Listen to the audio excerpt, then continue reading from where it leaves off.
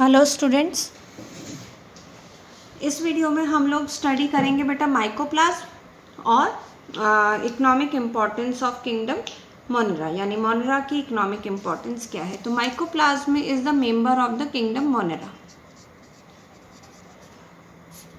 Monera हम लोग अभी तक करते हुए आए हैं। Monera are the prokaryotic unicellular prokaryotic organism, जिसके अंदर हम लोगों ने दो कैटेगरीज करी थी। One is the archaebacteria and second is the you bacteria.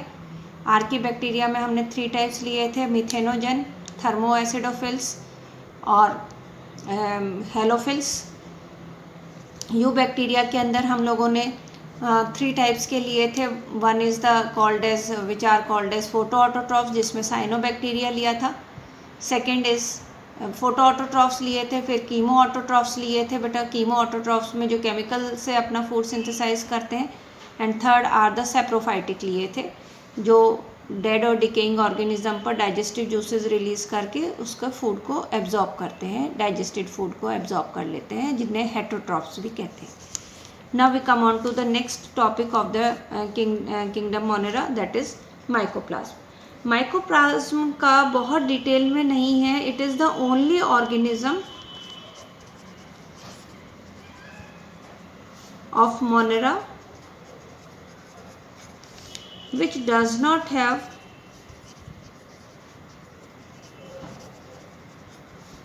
Cell wall, मतलब इसमें कंप्लीटली सेल वॉल लैक करता है, ठीक है। और इसे ये भी बोला जाता है it is the smallest living cell. जितनी भी लिविंग सेल्स हैं उनमें सबसे छोटी जो होती है that is the mycoplasm. And second is they are anaerobic in nature.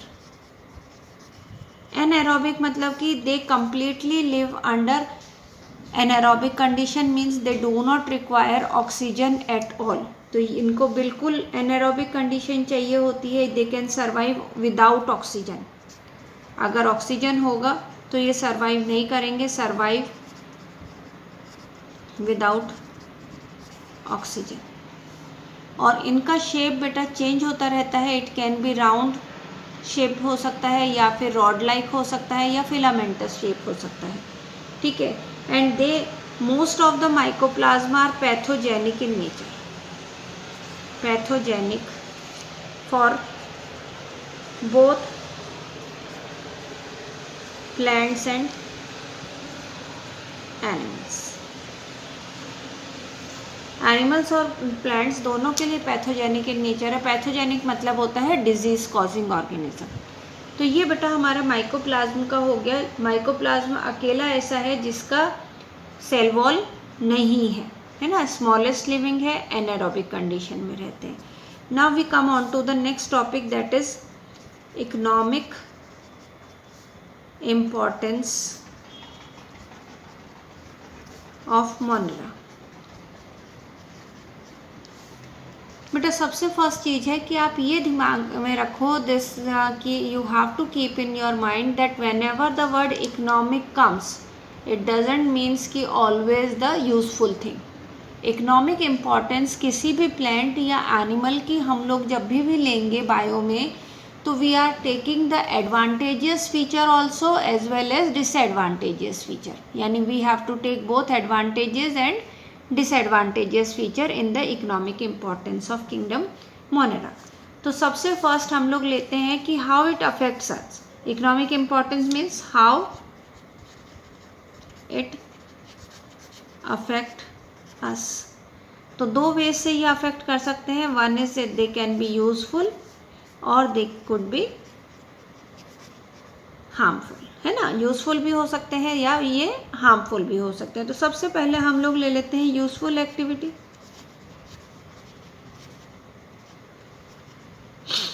It is not given in your book but you have to make it in the fair notebook. Economic importance of Monera heading डालना है बेटा। फिर उसमें देना है कि economic importance describe कि how it affect us. तो that has having the useful activity also as well as the harmful activity. Then first we will describe under the useful activity, the first we can say the lactobacillus. Lactobacillus is the most simplest bacteria, हम लोग जो well known है, सब लोग जानते हैं, that is the curd making. दही जमाने के लिए जो बैक्टीरिया की ज़रूरत होती है वो होता है बेटा Lactobacillus. Lactobacillus is also known as LAB, lactic acid bacteria. It is used for the curd making also, as well as it is used for the cheese making. Nowadays curd जो है वो इंडस्ट्रियल स्केल पर बनता है बेटा। आप लोग देखते हो अमूल का दही मिलता है आपको, योगर्ट मिलता है, वो सारी चीज़ें इंडस्ट्रियल स्केल पर होती है। पहले ये एक तरह से कॉटेज इंडस्ट्री होता था, लोग घरों में दही जमाते हैं, अभी भी जमाते हैं बेटा, और हलवाई भी जमाते थे, अब फैक्ट्रीज़ में होता है ये। तो lactobacillus is the first useful activity of the bacteria. अब क्यों ये कैसे काम करता है बेटा, तो ये ये मिल्क में जो लैक्टोज शुगर होता है, उस लैक्टोज शुगर को वो कन्वर्ट कर देता है लैक्टिक एसिड में, ठीक है। सेकेंड, अगर अपन यूजफुलनेस लें तो this is we can say use as in biotechnology. This part you will study in the 12th class. जब मैंने आप लोगों को थर्मो एसिडोफिल्स करवाया था तो उसमें मैंने एक एंजाइम लिया था बेटा, टेक पॉलीमरेज।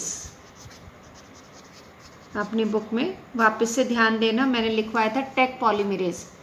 टेक पॉलीमरेज एक एंजाइम का नाम है which we obtained from the bacteria Thermus aquaticus. ये बोर्ड में 12th क्लास की बोर्ड में भी आता है बेटा, और नीट में भी क्वेश्चन आता है कि थर्मस एक्वेटिकस, लास्ट ईयर ये क्वेश्चन आया हुआ है नीट में, थर्मस एक्वेटिकस से कौन सा एंजाइम मिलता है, तो दैट इज टेक पॉलीमरेज, जो बायोटेक्नोलॉजी में यूज़ होता है। कैसे यूज़ होगा that we will study in the 12th standard. Okay, तो सेकेंड इम्पॉर्टेंस हो गया बेटा। Now we come on to the next is the third importance. तो थर्ड इम्पॉर्टेंस अगर हम लोग लेते हैं तो that is cellulose digestion, that I have already told you that in the ruminant stomach, ruminant you know na, curd chewing animals, ruminant stomach the certain symbiotic bacteria are present, और वो symbiotic bacteria they help in the digestion of the cellulose. next thing आता है बेटा, fourth is the in the sewage treatment plant,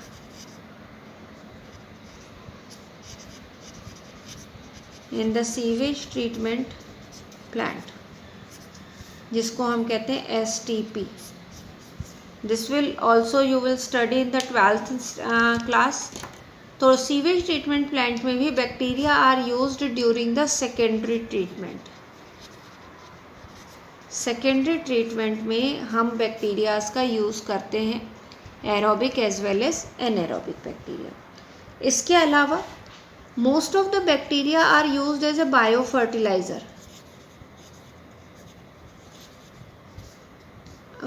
I told you about the nostoc, nitrogen fixing bacteria, Anabaena, nitrogen fixing bacteria, Rhizobium जो symbiotically रहता है, तो these act as a biofertilizer because it increases the fertility of the soil. Next we just come on to the, they act as a pesticide.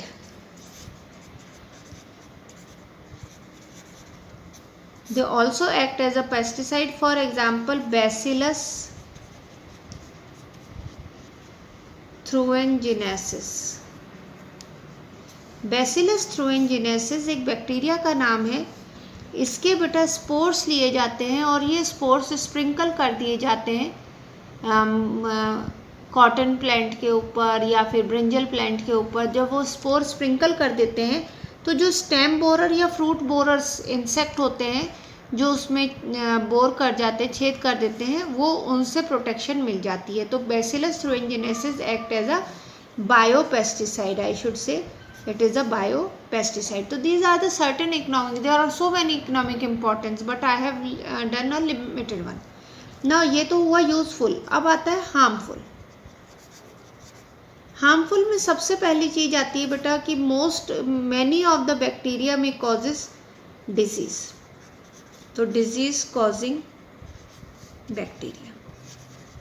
अब disease causing bacteria में तो हमारी book में जो जो डिजीजेस दे रखी हैं, तो there are various diseases occur in the human being also as well as on plants and animals also. तो first of all in our book it is given that is cholera.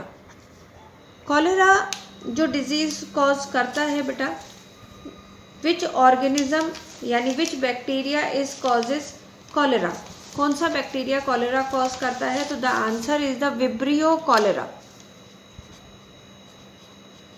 Vibrio cholera, vibrio से नाम याद आया बेटा, comma shape bacteria को vibrio कहते हैं और कॉलेरी बैक्टीरिया का नेम है, विब्रियो कॉलेरी। नेक्स्ट आता है बेटा that is typhoid. I am just writing the name of the diseases which is given in the NCERT because these are mostly asked in the school examination also as well as NEET also. तो that is, अगर हम देखते हैं कि typhoid, तो typhoid के लिए that is salmonella typhi. कौन सा बैक्टीरिया है बेटा, साल्मोनेला टाइफी कॉज करता है। नेक्स्ट आता है बेटा टिटनेस।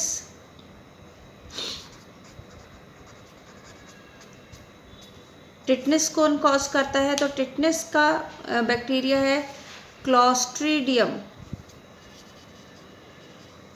टिटेनाई। कौन कॉज कर रहा है बेटा, क्लॉस्ट्रीडियम टिटेनाई। नेक्स्ट बुक में दे रखा है सिट्रस कैंकर। सिट्रस कैंकर बेटा प्लांट्स में होता है,